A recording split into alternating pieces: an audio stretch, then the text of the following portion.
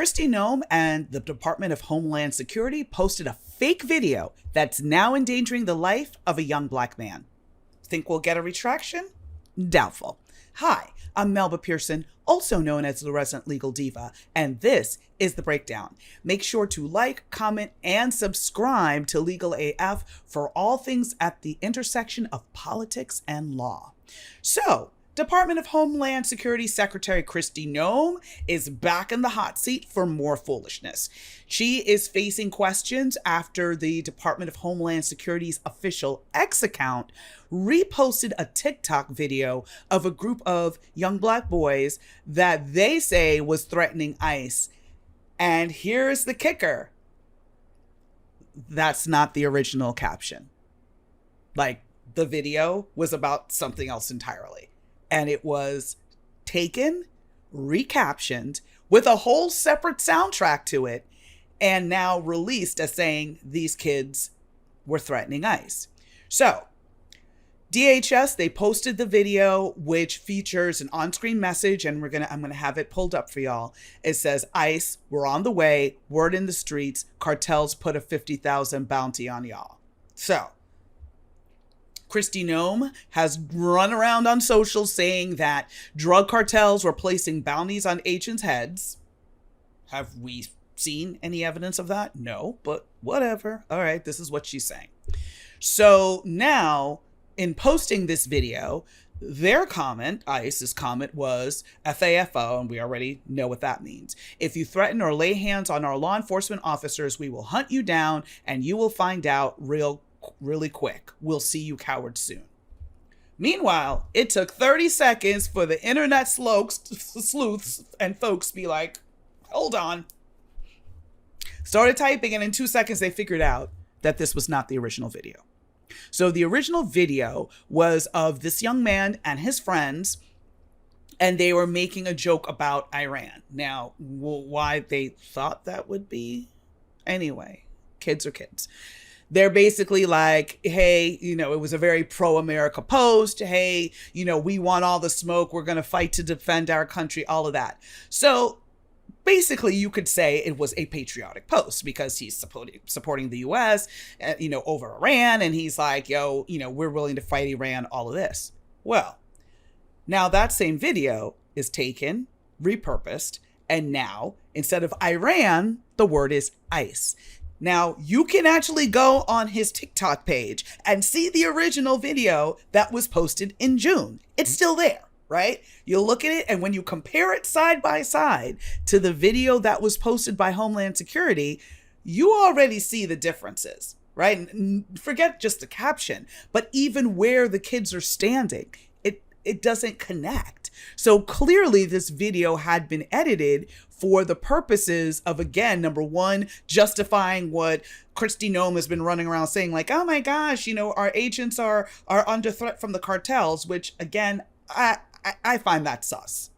I don't really, because first of all, cartel people ain't worried about ICE. They're worried about DEA. They're worried about ATF. There's a whole bunch of other acronyms they're more worried about than ICE. That's the least of their worries, right? So that's number one.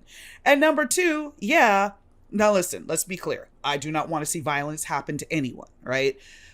ICE agents out here, they're doing what they're doing. Listen, they should not die as a result of what they're doing, right? But people are squaring off with them in the streets. So I don't even see that there's a need to put a bounty or anything like that, because the people are naturally fighting with ICE agents because they're upset that their loved ones are being taken, or that some of these ICE agents are just running around reckless, just snatching up people who happen to be American citizens, zip tying children, things like that, right? The beef is more internal. It has nothing to do with cartels. It's the American people who are like, this is not what we signed up for. So there's that.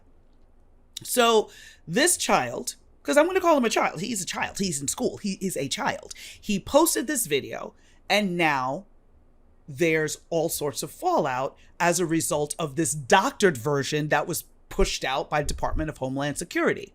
So now you have this child, his life is being threatened.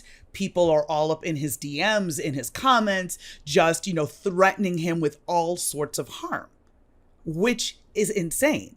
So again, if you're going to publish something on social media and you especially are a government entity, but anyone generally, but especially if you're a government entity, it is on you to figure out the veracity of what you're posting. And when lives are at stake, you better double, triple, and quadruple check the veracity of what you're posting. Because if it took folks on the internet 30 seconds to figure out that this was a doctored video, you, with the entire might of the federal government, couldn't figure that out in 15 seconds? It's not that hard. I mean, even I, who does not have any deep, like, cyber anything, you can compare the two and be like, yo, there's a problem here, right? And so also, this is not the first time that DHS has come under fire for foolishness they put on socials.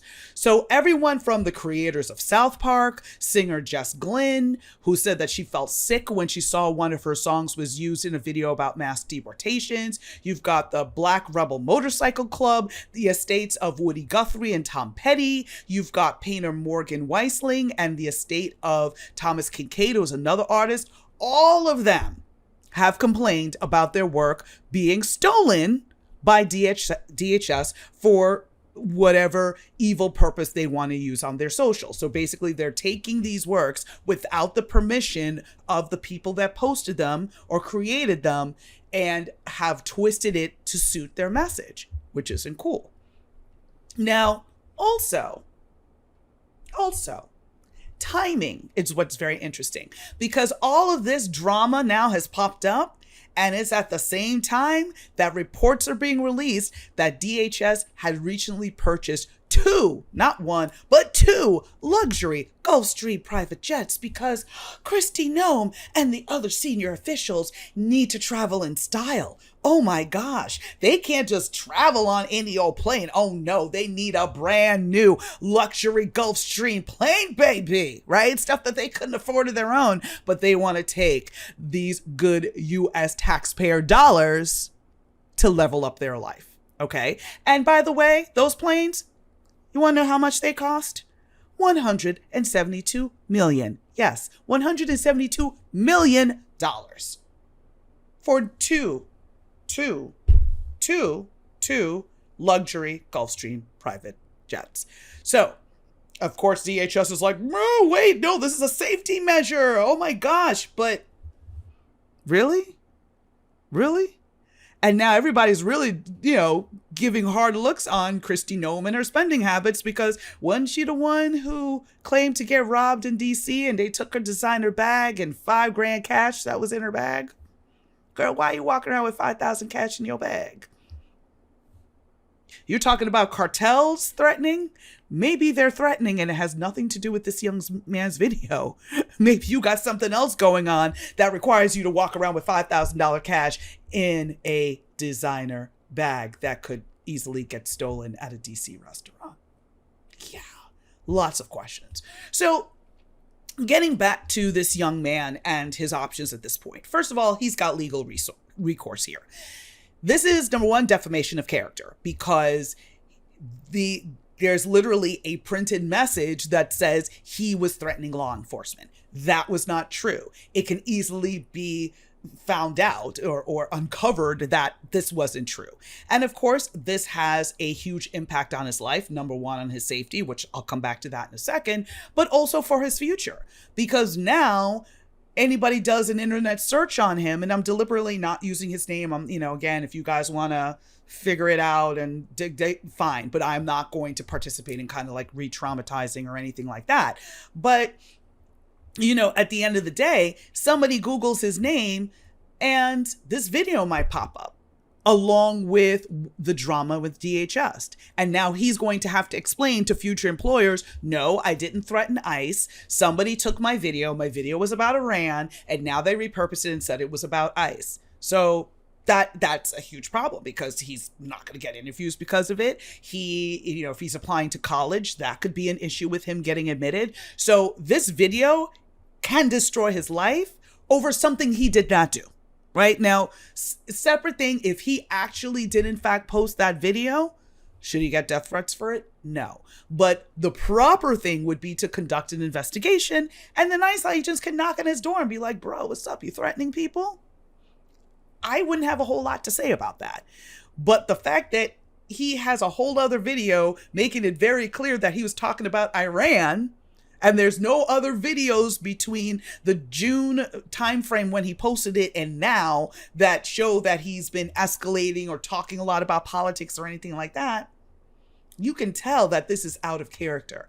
So now he's got to untangle all of this to be able to move forward with his future. So that defamation, you got to have some sort of loss or, basically something bad has to happen. Well, that's the bad thing. The bad thing is that he is going to have trouble moving forward over something he didn't do. So that's number one. Number two, we're looking at 14th Amendment violations because where's his due process? If he, in fact, really did post this, right?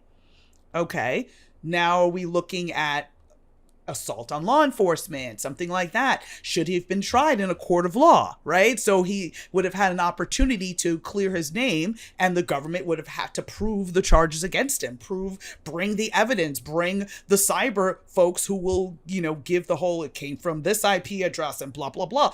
There would have been, in theory, a whole trial. Well, he didn't have that. He got tried in the court of public opinion. He got tried in the town square of social media. That's not due process. And this was a government actor that did this, meaning DHS, in their official capacity, ended up posting this video that was so destructive. So he didn't get due process. And also equal protection because now the U.S. government has placed him in a dangerous situation. They have placed him in a situation where law enforcement could be like, oh yeah, that's the dude that threatened ICE. And now that we're in an encounter with him, we're going to use force because we believe he means us harm. Or you have some nutso vigilante that's going to take it upon themselves to go and harm him. You've placed this man and this child and his entire family at risk. For what?